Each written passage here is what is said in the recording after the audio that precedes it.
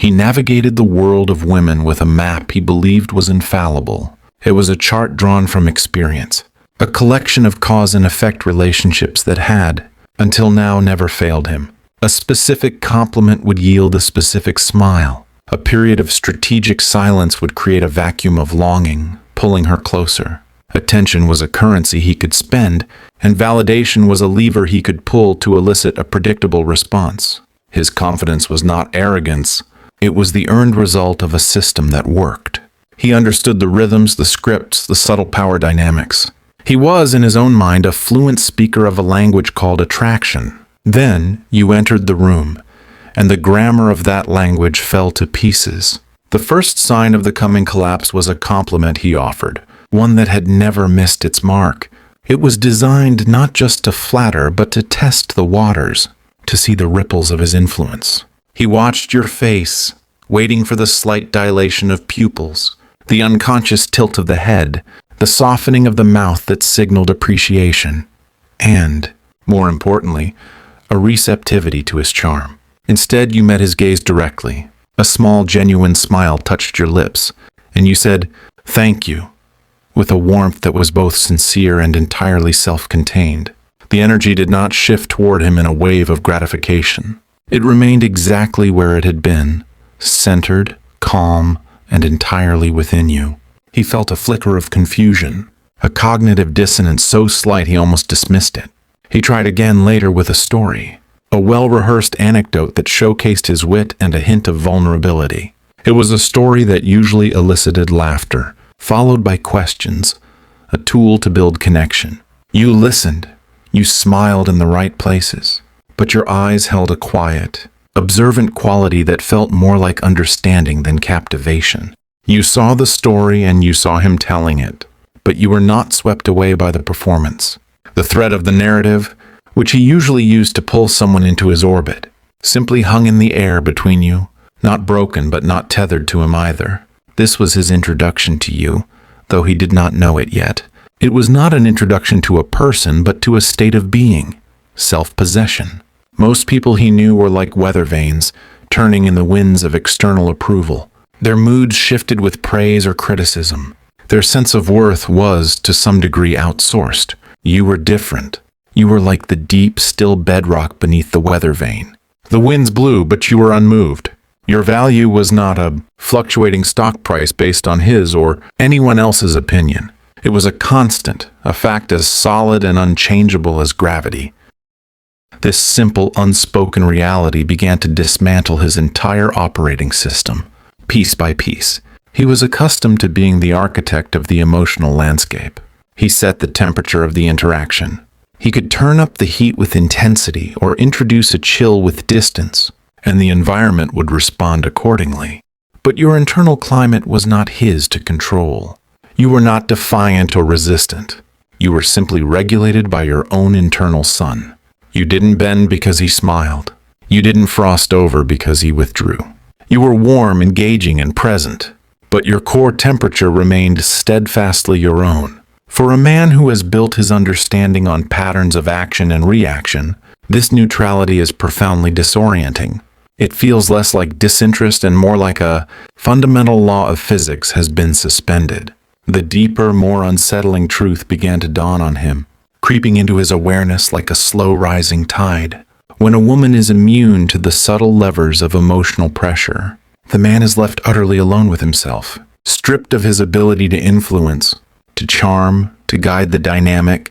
He is forced to stand in the silent, empty space of his own character and ask the one question he has perhaps avoided his entire life. What am I?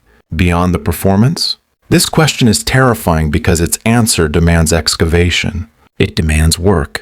It is far easier, far more comfortable to rely on the old, reliable methods, to keep a woman slightly off balance, perpetually impressed, always reacting. It creates a dynamic of perpetual motion where he feels in control, where the focus is on her responses, not his substance. But you brought the motion to a standstill. You refused to play your part in the dance. You didn't engage in the emotional tug of war. You didn't compete for his attention. You didn't chase the validation he dangled.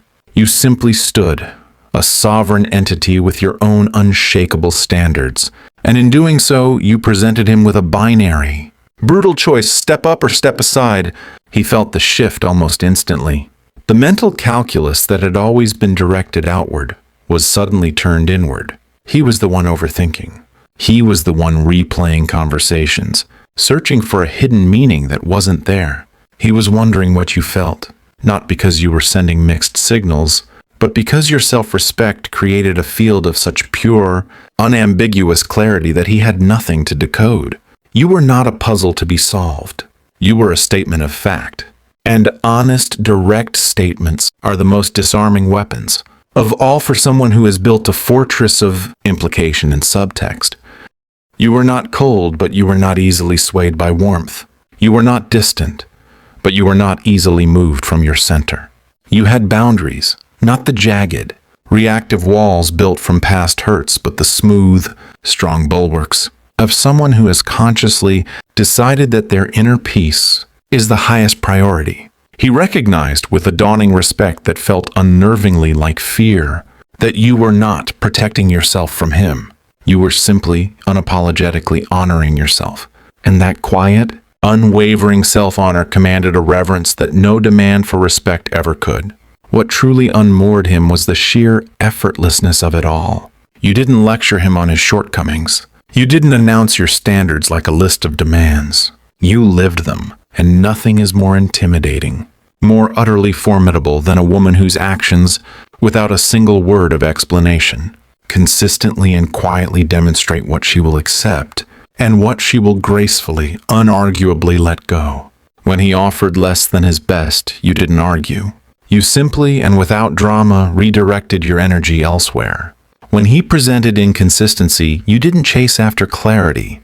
You accepted the ambiguity as his answer and created a respectful distance. When he tried to impress you with a flash of superficial effort, you didn't applaud. You remained appreciative but fundamentally unaffected.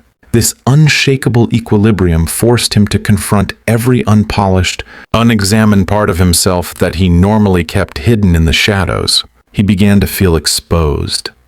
Not because you were shining a spotlight on him, but because your own light was so steady and bright that it illuminated all the corners he thought were dark. His usual strategies were not just failing, they were becoming visible to him for the first time as the fragile constructs they were. And in that visibility, a terrifying and thrilling new journey was beginning. This immunity of yours became a mirror. It was no longer just about your actions, but about the reflection they cast back onto him. The initial confusion curdled into a deeper, more personal confrontation. He was not merely facing a woman who was different. He was facing the man he had become in the stark light of her presence. The Swiss psychiatrist Carl Jung once wrote, "Everything that irritates us about others can lead us to an understanding of ourselves." In your presence, he was not merely irritated.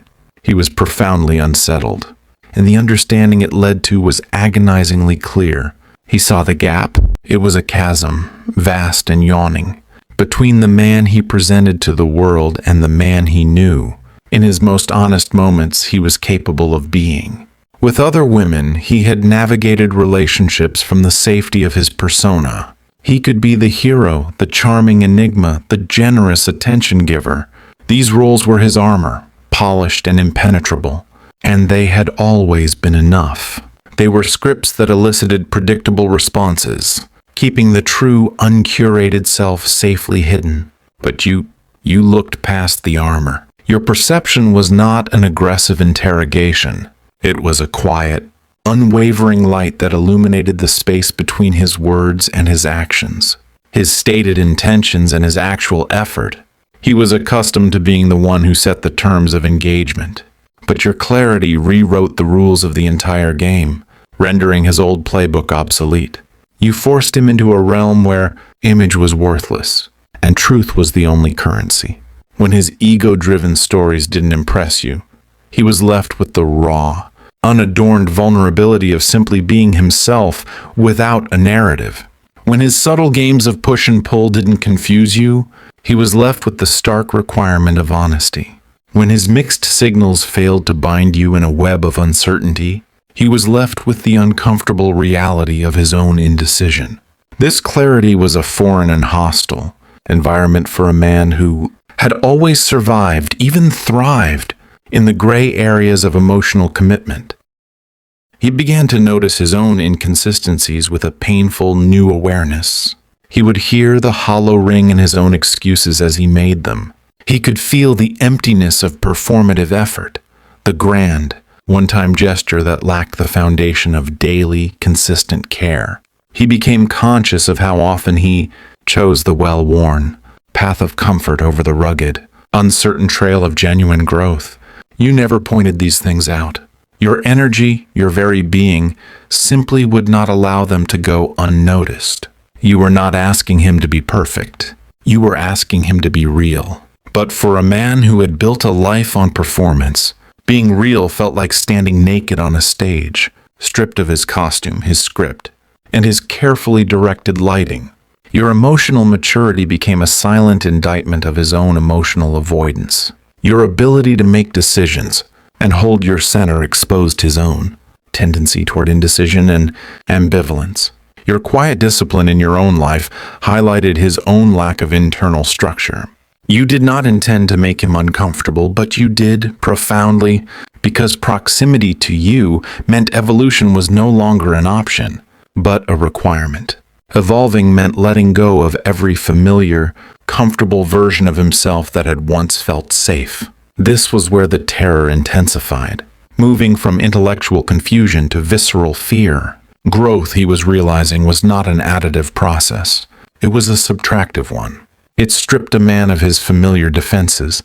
Stepping into a higher version of himself demanded three things he had perhaps spent a lifetime avoiding: consistency over convenience, responsibility over blame, and vulnerability over invulnerability. You challenged him simply by existing. Your very presence shifted the fundamental dynamic from one of comfort to one of accountability. And accountability felt like a crushing pressure to someone who had never truly been held to a standard before. Yet, paradoxically, it was also this pressure that made you so magnetic. Men do not run from women like you because they are not interested.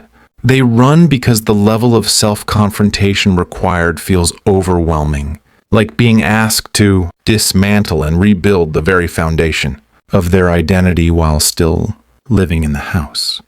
You were not just a potential partner. You were a catalyst. Being with you would require him to step into his potential, not just talk about it in the abstract future. You weren't impressed by promises. You only honored follow-through. You didn't celebrate potential. You valued tangible action. You didn't reward temporary, fleeting changes. You only responded to genuine integrated transformation. This was the core of his terror, the dawning, inescapable realization that there was no middle ground. You represented a turning point in his very existence, an invitation to rise or an imperative to retreat. For a man who had lived his entire life within the padded walls of his comfort zone, choosing growth felt like willingly walking into an unknown wilderness without a map. But it was in that terrifying unknown, a part of him whispered, where his real strength was waiting to be discovered, and every fiber of his being sensed that you were the kind of woman who would not just guide him there, but who demanded he find it within himself. That is why he feared you. Not because you demanded too much, but because you required the very things that separate a boy from a man: truth, effort, and evolution. Jung understood this terrifying process of self-discovery, stating, "The most terrifying thing is to accept oneself completely." You were forcing him toward that terrifying acceptance, and he was paralyzed by the fear of what he might see when he finally looked. What you were witnessing in his hesitation, in his oscillating heat and silence, was the death rattle of the performer. He had spent years, perhaps his entire adult life, cultivating a specific brand of masculinity, one that looked formidable from the stage but was hollow at its core, a carefully constructed set piece. He knew how to act confident. He knew how to wield charm as a tool and deploy mystery as a shield. With most women, this performance had been not only sufficient but rewarded. They had reacted to the character he played, validating the charm and being tantalized by the calculated distance. But you did not even acknowledge the performance. You saw the man behind the curtain not because you aggressively ripped it down, but because you were never truly watching the show. You had evolved beyond the theater where superficial signals could captivate you. You did not fall for the projection of ego. You discerned the substance of character. You did not melt over practiced swagger. You valued the quieter, more profound steadiness. You did not lose your bearings in a sea of mixed signals. You required the solid ground of clarity. This to him was the ultimate fright. For the first time, he found himself standing before someone for whom his meticulously crafted persona was utterly transparent, and therefore useless. He could not hide behind it. You evaluated what actually mattered, the integrity with which he honored his word, the stability of his emotional core, the discipline evident in the architecture of his daily life. You did not care about the volume of his voice. You cared about the truth of his actions when he believed no one was watching. You were not impressed by social confidence. You were interested in the courage it took to be honest when it was inconvenient, when it cost him something. Most men, he realized, have never been required to offer this level of substance. The modern landscape of attraction often applauds the convincing appearance of depth far more than the demanding, often messy, reality of it. But you, standing firm in your grounded energy, forced him into a different arena, altogether one, where the performance gasped its last breath and died and raw. Unvarnished authenticity was the only thing that could draw breath. Every interaction with you now felt like a silent command to drop the act. Not because you verbally demanded it, but because you made the act pointless. It was like bringing a child's plastic sword to a battlefield. The gesture was not just inadequate, it was embarrassingly naive. When his ego-driven narratives failed to impress you, he was left with his vulnerable, unadorned self, with no anecdotes to hide behind. When his psychological games of hot and cold failed to create the desired addictive tension, he was left with the plain, unsexy requirement of direct communication. He realized with a dawning sense of alarm that he could not win you with half-effort or half-truths, because you did not reward chaos. You did not bestow your precious attention on inconsistency. You did not emotionally attach yourself to the fleeting, seductive idea of his potential. You required something he could not fake, something he may not have even fully developed, an authentic, integrated character. This was the true source of his feeling of exposure. It was not that you questioned or accused him, it was that you understood him on a level he did not yet understand himself. You possessed a quiet, almost preternatural attunement to the subtle shifts he believed were invisible.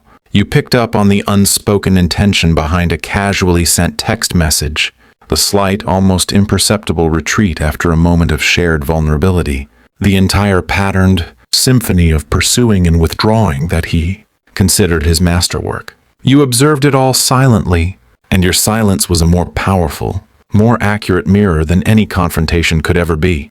He sensed, with a thrill of terror, that you saw him, the real, uncurated pre-performance, him, and that perception was enough to dismantle a man who had lived behind emotional armor for as long as he could remember. He saw that he could not dominate or direct the dynamic with pride or punishment. Your equilibrium was unassailable. You did not chase when he withdrew, feeding the drama. You did not collapse when he became quiet, giving him the power to restore you. You did not reward his coldness with a desperate warmth, playing into the cycle. You matched energy with a calm, unwavering balance, reflecting back exactly what he presented. This neutrality was what ultimately shook him to his core, because it forced him to engage with his own emotional reality, rather than spending his energy trying to manipulate yours.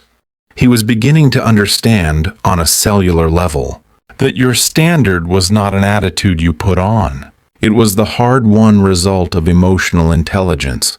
And emotional intelligence, he was discovering, was a currency he could not counterfeit. He either possessed it, cultivated through introspection and self-regulation, or he did not. And if he did not, the path to earning a place in your world required him to undertake the arduous, often painful journey to grow into it. That realization was paralyzing. To be with you, He would have to consciously evolve past performative masculinity and step into the vulnerable, powerful territory of genuine manhood. This meant learning to listen with the intent to understand, not just to wait for his turn to speak. It meant taking full responsibility for his emotions and his actions, instead of deflecting blame onto circumstances or others. It meant communicating his needs and fears with clarity, instead of retreating into the strong, silent archetype. It meant choosing the discomfort of committed, consistent effort over the easy familiarity of comfortable avoidance. It is easy to impress a woman who is still searching for herself, who is looking for a reflection of her worth in another's eyes. But it is impossible to impress a woman who has already found herself. You had done the work. You had built a life where inner peace was a non-negotiable foundation. You had learned the crucial, often painful, difference between the spark of intense, chaotic attraction and the steady, warm glow of sustainable alignment. You no longer settled for fireworks that burned out quickly, leaving only darkness. You preferred the reliable, enduring light of consistency. He sensed with a sinking certainty that his old patterns were not just insufficient. They were obsolete. He started questioning his own script, the one that had always worked before. Why doesn't the old charm work? Why doesn't my distance pull her closer? Why don't my mind games create the tension I can use to build connection? The answer was devastatingly simple, and it echoed the wisdom of Carl Jung. Who looks outside dreams. Who looks inside awakes. You did not respond to the external performance. You responded to the internal truth. And truth was the one territory he had never dared to fully inhabit. You were compelling him to look inside, and the awakening he found there was the most terrifying prospect he had ever faced. What terrified him most in the final, silent analysis that kept him awake in the small hours was not the potential loss of you, but the potential loss of the self he knew, and the simultaneous, terrifying invitation to become a self he did not. You were not a challenge of conflict or drama. You were a challenge of presence. Your very completeness acted as a powerful catalyst, forcing him to confront his own fragmentation. You were whole, and in the orbit of your wholeness, his own divided nature became unbearably clear. He felt the jagged edges of his own being where you were smooth, the hollow spaces within him where you were solid. Every man carries within him a latent image of his best self, the man of integrity, purpose, and authentic strength. This potential self is often buried, a ghost in the machine, silenced under layers of habit, fear, and the accumulated compromises of a life lived for external validation. You, without any conscious effort or desire to change him, became a living, breathing reminder of that forsaken self. You shone a light on the man he had once promised himself he would become, a promise he had broken repeatedly for the sake of comfort, for the path of least resistance. This confrontation was simultaneously the most exhilarating and the most frightening experience of his life, because he knew, with a certainty that shook him, that to fail to rise now was to fail in a way that mattered eternally to his own soul. It was to look his potential in the eye and consciously choose to look away. He feared you because you did not allow for mediocrity. You did not celebrate half-effort or tolerate the theater of inconsistency. You demanded presence, accountability, and authenticity, not through ultimatums or negotiations, but through the unwavering standard you embodied simply by being. Every moment in your presence was a reflection. It showed him his strengths, his weaknesses, and, most crucially, the vast, untended landscape of his unclaimed potential. It was a mirror that refused to flatter, and in its brutal honesty, he saw both his damnation and his salvation. With most women, he could coast on potential. He could speak of future versions of himself and have those words accepted as currency. But with you, that currency was worthless. You did not trade in futures. You dealt in the tangible reality of the present moment. You inspired growth not by asking for it, but simply by being. And this created a pressure unlike any he had ever known. It was uncomfortable because it offered no place to hide, no shadow in which his lesser self could linger. It was electrifying because it whispered of a greatness within his grasp, a strength he had only ever glimpsed in fleeting moments. You awakened his dormant purpose, his neglected discipline, his untested courage. Your presence forced him to ask the questions he had spent a lifetime artfully avoiding. Am I the man I claim to be? Am I building a life of substance or just a life of appearances? Am I showing up fully in my own story, or am I merely a performer reciting lines? You made it impossible to ignore these inquiries, because the answers were no longer abstract. They were the price of admission to your world. They were required to even remain in your sphere. Your standards demanded evolution, not a more polished performance. And as terrifying as that demand was, it was also the greatest gift one human being can give another. The chance to become worthy, not of the other person, but of one's own dormant potential. He felt this fear so acutely, because stepping into this new version of himself was the most difficult work he would ever do. It required him to consciously dismantle the familiar and embrace the vulnerability of the unknown. It asked for discipline over distraction, consistency over convenience, and raw vulnerability over the safety of bravado. But this fear was also the spark. It ignited a pilot light within him that he had forgotten could burn. He began to understand on a primal level that a relationship with you was not about possession or control. It was about mutual elevation. You lifted him without trying, simply by standing in your own truth. And he recognized, in a moment of stark, humbling clarity, that losing you would mean losing more than a partner. It would mean losing the key to his own becoming, the catalyst for his own awakening. Your influence was quiet but fundamentally transformative. You did not demand change. You modeled it in your every action. You did not punish weakness. You illuminated the strength that could emerge from acknowledging it. This combination was terrifying because it left no room for excuses.